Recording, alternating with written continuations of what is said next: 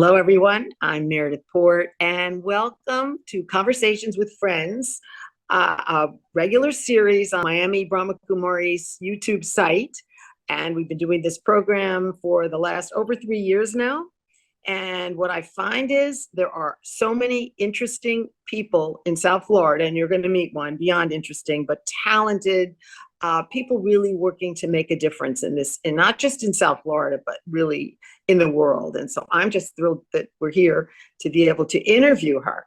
And Gretchen Scharnagl is an artist. She's a professor of art at FIU Honors College, and she does something quite different when it comes to ecology and trying to really help the environmental movement. You're going to find out in a minute what she does, so stick with us, don't go away. But first, Gretchen is going to now share a poem with you that we think you're going to really enjoy. Well, the reason I would like to share this is because my art and my life are so influenced by my readings. This is not exactly a poem, but the philosopher Timothy Morton, they write extensively about the environment, the Anthropocene. And so this one paragraph I thought would be a good beginning to understand me and what I'm doing. But you are already a symbiotic being entangled with other symbiotic beings. The problem with ecological awareness and action isn't that it's horribly difficult, it's that it's too easy. You are breathing air, your bacterial microbiome is humming away. Evolution is silently unfolding in the background. Somewhere a bird is singing and clouds pass overhead. You stop reading this book and look around you. You don't have to be ecological because you are ecological. And so that brings me to my practice has been predominantly of me, of mine, of my backyard, of my readings, of my awareness, and other intersections. So, I can be suddenly whipped away with a curiosity about something I heard and need to explore further. And that led to the power of the visual communication. So also my teaching at the Honors College, which is different from, I also teach in the art department, but how you approach art when you are dealing with people who kind of knowingly are there to be creators versus people who don't understand that they are potential creators in wherever they are, would be the two camps I'm talking about here. But Honors College helped me to, in explaining to my students through the years, become more and more aware of materiality. And so even though I was using alternative materials from the beginning, I would say my thinking, my theorizing about my own work started, maybe 5 years into practice, and then went into hyperdrive when a dear friend of mine passed away, and I was given a lot of the contents of his art studio. And so, it wasn't kind of like what I buy. No. And yet it seemed to be loaded with the essence of my dear friend. And so I felt obligated to consider these materials. And around that time, there's another lovely author, Linda Weintraub.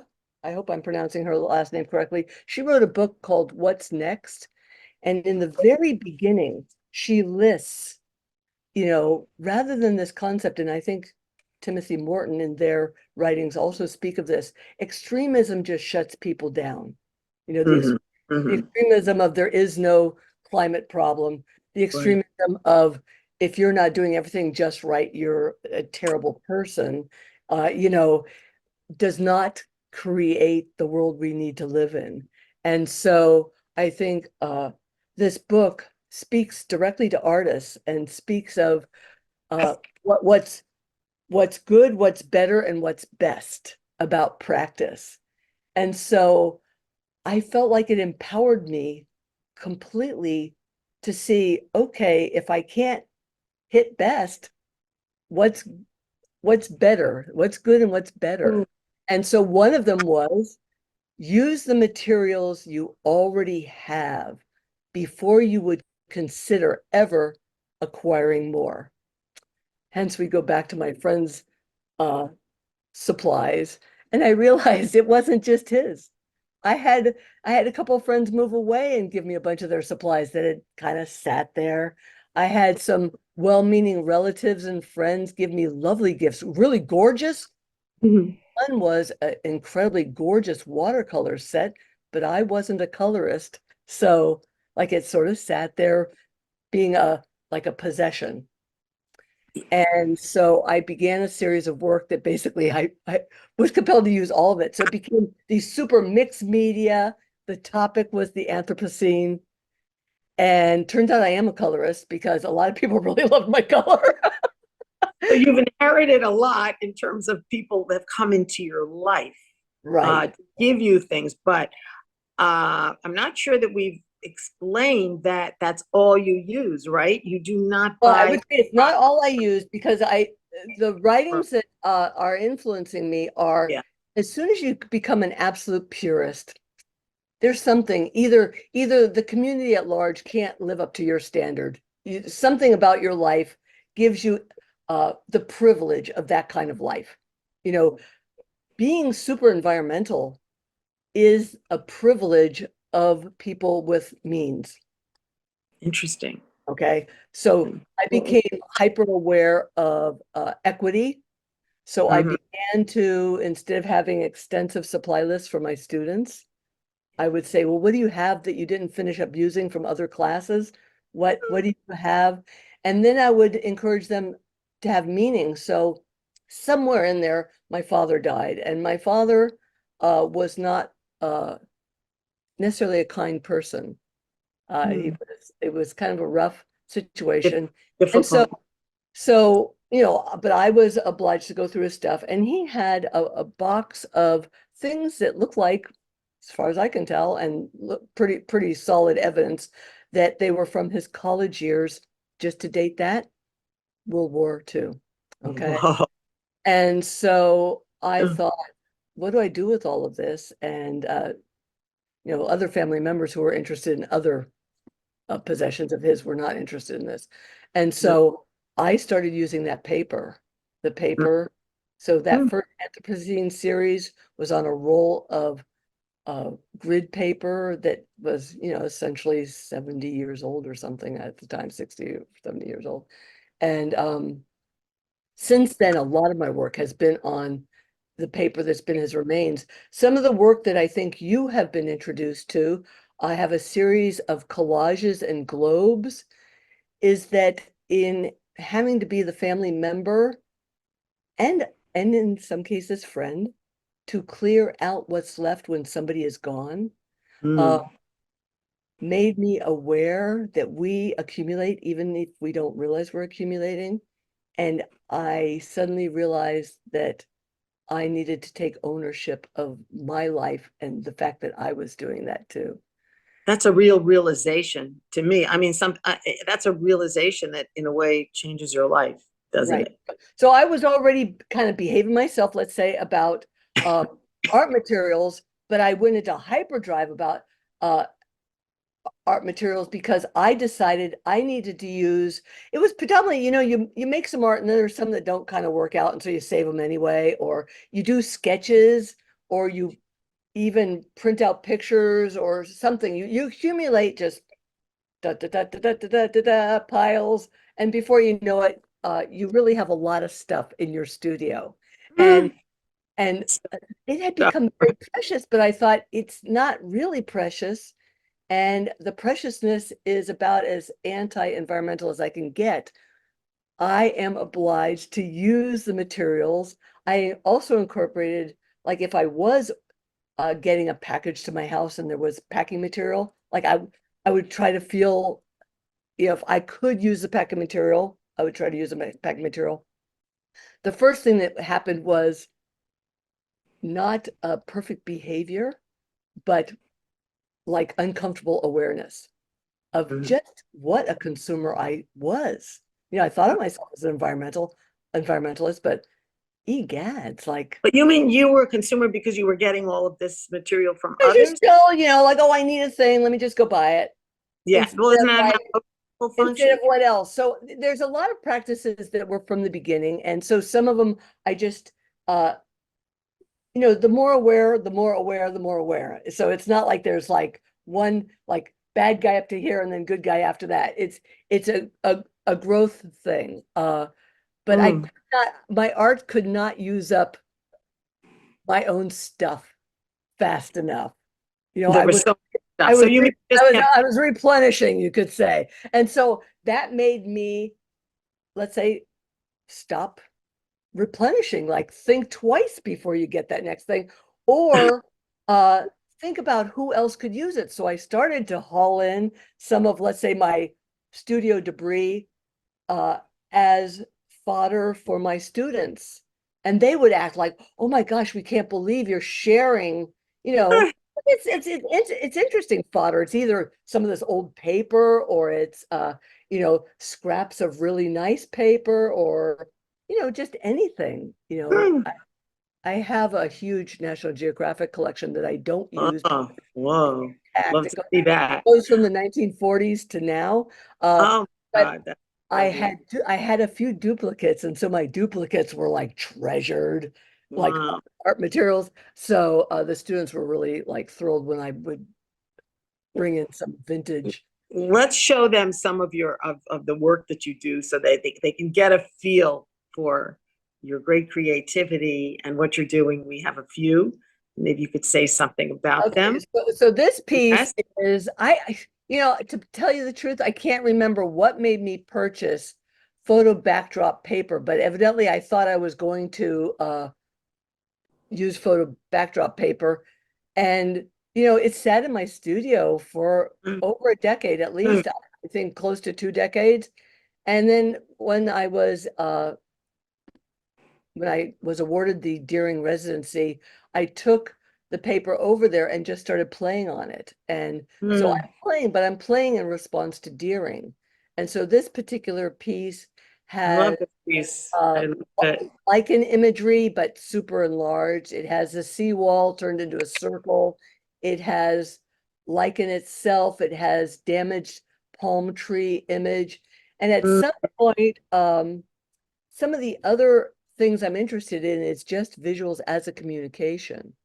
mm. So I happen to have in my supplies that were older some super flat black paint, and I thought some of this looks like calligraphy. What if I just paint in everything that looks like calligraphy with the flat black? And I thought, okay, that works. All of the browns are coffee or The shading, the way it is. coffee, or I use squid ink, or it could be graphite with water, uh, old cans of house paint. So there's a lot of alternative materials. There is some slight color that did not come out in the photograph of this piece, but I sometimes make homemade inks. For instance, there is a blue crab in the upper right-hand corner. Very It's hard to see. to me to see this is very calming. It just gives me a feeling of there's an earthiness to this, you know. I don't know. It makes me Right. feel good to see this. People who Uh, saw it in person, Not a lot of color, but like it's right. it's so It's huge. relaxing to me. It's You know, huge. You can enter the drawing because it's about 9 feet by 10 or 11 feet or really, something. it's gigantic. You mean Uh, this? yeah, and unfortunately, this piece you're not able to enlarge it very much because it's becoming very pixelated. Uh, but so it's mixed media playing around. This is Huh, the pieces I was talking about. This is not the first of the series, but this is a series I called Anthropocene that was on the grid paper. It's very hard to tell, but probably you can slightly detect the grid where there is no image. Mm-hmm. And Mm. I'm definitely using the watercolors and the colored pencils and things because my friend also had watercolor in his leftover things. But there's also oil paint, which is not something I would have gotten myself necessarily. And what do Uh, we have here? this I piece, love the background color. there's actually 4 pieces I have that are 9 feet by 9 feet, and they are completely sustainable, although the color paper is purchased, but it's fair trade and sustainable mulberry paper Mm. with environmental concern dyeing that when you do that, that's another reason why I was saying being environmental is not always equitable, because when you are buying fair trade, you often have to spend the money because Mm. when Mm. when something's too cheap, whoever's Mm. at the beginning of that chain of manufacture is Yeah. probably being not treated well. And so Mm. uh Mm. but all the other paper Yeah. in is found paper. So there are a bunch of nests in there, and all of these nests are fairly accurate depictions of nests that were birds that are known to nest on the grounds of Deering. That's what I thought. I And figured that. Oh, so there also is what you have there, which is a numbered thing. So like to give you an example, number 1 is mangrove cuckoo. And mm. number 2 is great crested flycatcher, white-eyed vireo, mourning dove. Number 5, Mm. northern cardinal. Number 6 is blue jay. Number 7 is Oh, pileated so you woodpecker. covered it all there from Yeah, Deering. So, Gretchen, I mean, for those maybe who don't know that much about Deering, and as opposed to his cousin, was his cousin or his brother at Vizcaya, right? His this is brother? brother. His Brother. brother. Okay, this Deering and Deering Estate, he was a naturalist, a botanist. I mean, he was this. Right. This Well, was his I would nature. say that I am not a scholar of Deering. It's more the grounds and its history that interests me. You know, originally, the indigenous Tequesta people lived on the grounds, and so on the grounds of Deering is a midden, which is a Tequesta trash pile. There's also a grave, uh, and there is also quite a few artifacts. The Deering Yeah, is also a very important preserve of nature with many mm, endangered species, but it is also a historical site of the earliest settlers of this area, which first built the cottage, which was a hotel. Deering purchased the land and eventually purchased and purchased and purchased and purchased. So the land grew, but he built what is called the stone house. mm, When a very wealthy man, there's a lot of interest in the architecture and things of that, but um he was a supporter of artists. He was an yeah, artist himself, and he believed in being a supporter of artists. And so mm, he allowed many artists to stay at his property with him or without him, and even talked his brother into housing artists, although his brother was less interested in that, is what I have been told. I think the brother will like the parties, right? If I Right. remember. But that is what led to the legacy of the Deering Estate. If you'd go back to that one piece that we didn't get to talk about, which was on Deering Estate, that last image, um, Get it. Yeah. this Oh, is right near the stone house under this giant banyan tree. That piece is made of things that are very in tune with what our conversation is about. mm-hmm. My husband, who's a contractor, was working on a very large project that had a bunch of plywood scraps, and the plywood scrap pile was so huge. I said to him, "This is dreadful to think of this plywood scrap pile just being put in the dumpster." So Mm, I, with his help, we cut it into branch-like shapes, burned it, and then placed it in the Coral Springs Museum of Art in a different installation altogether. And then when Deering said, "We're having a contemporary art show that is environmental based, do you have an idea?" I said, I would like to have a second iteration for this reuse, but now second reuse of this plywood burnt, but I would also like to use found sticks and build a nest as a bird would build a nest. So it's in proportion to me. I'm using my body to That's help. you in there? That's you? Yeah, that's me. Oh, And look at that. I eventually, again with my husband as my assistant, we went out into the bay and we fished out net and rope uh, and lined the whole nest with net and rope that was from the bay. Oh, wow. And I asked them if I could allow it to decompose in place or if I could haul it over to their bonfire area to be burned.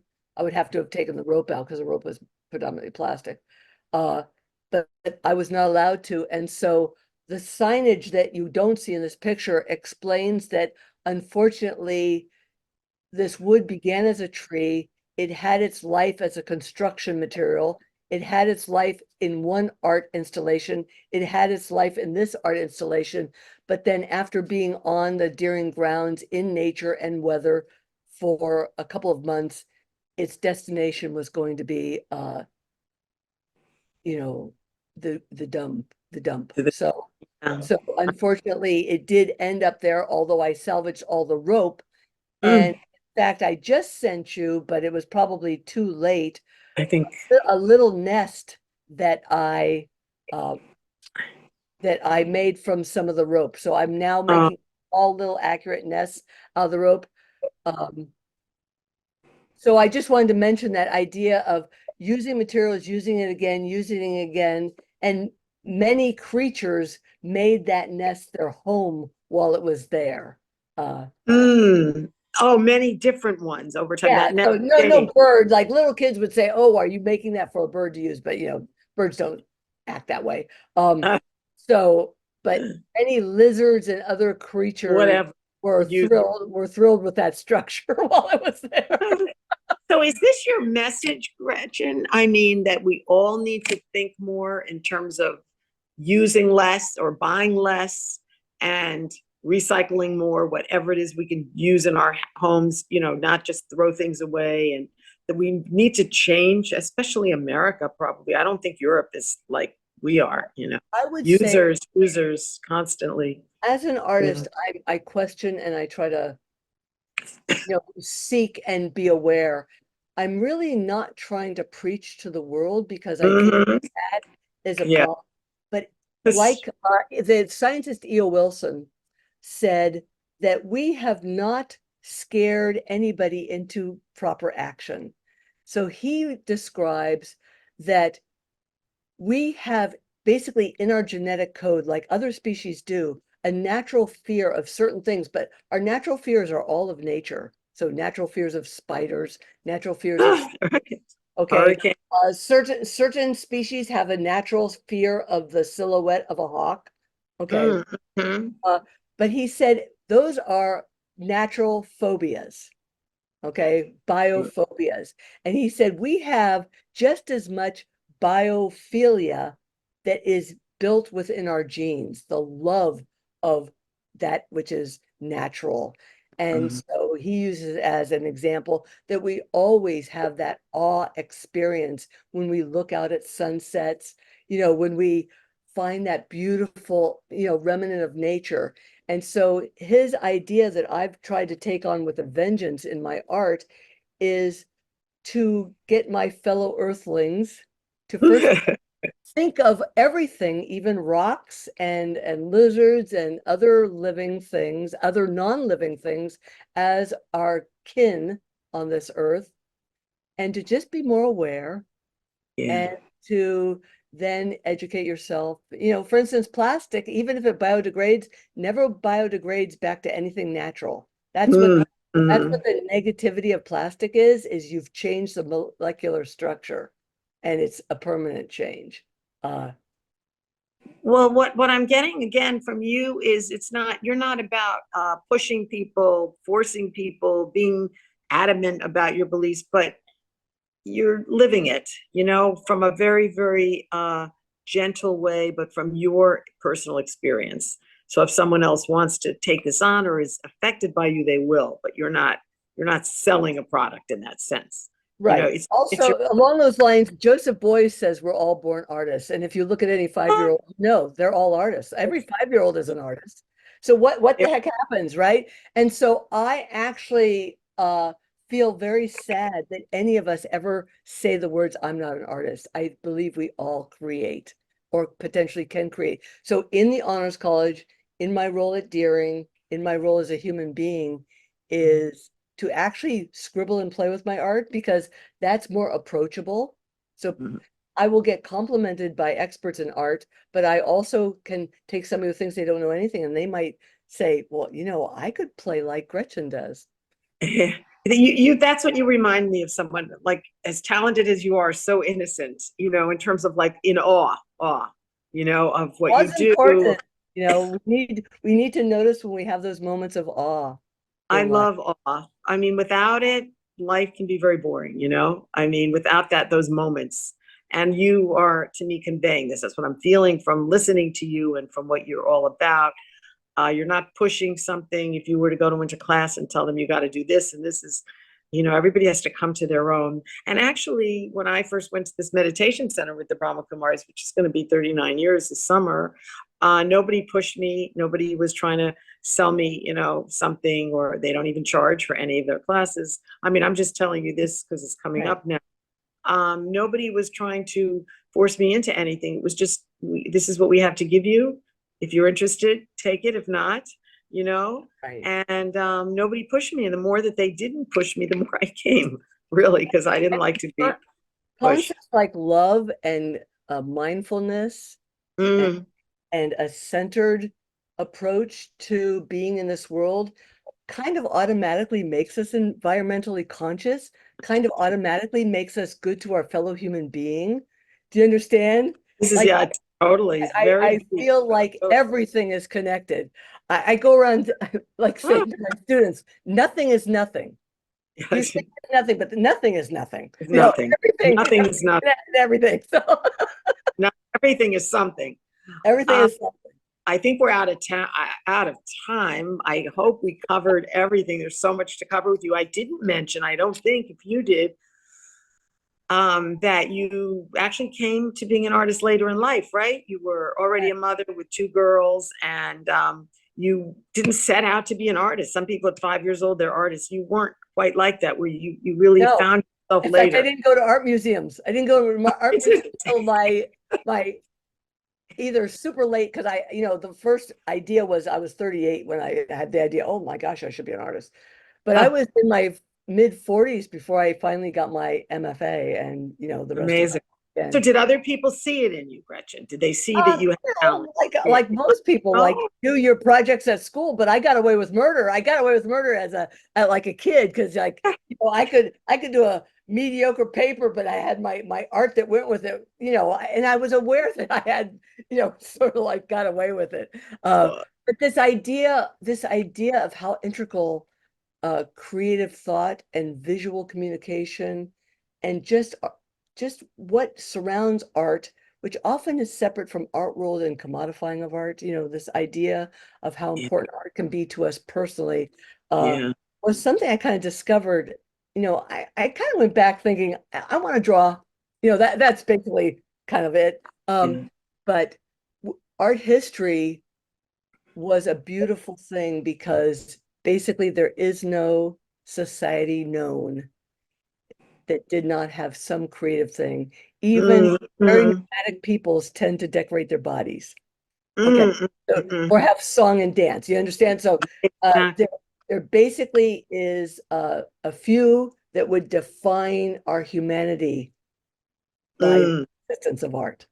So without art, there's almost something's lacking in humanity, isn't it? There's something that's not quite. I just think our love of the our art. soul. So basically, to me, if you're talking meditation is there, in my opinion, although I'm not a professional on this, is to reconnect us to those things that we have been disconnected from or are less aware that we're connected to it. So we just need to be aware. The artist in us is already there. Our love of this earth is there because, we can't exist without the earth. That's what Tim Morton means.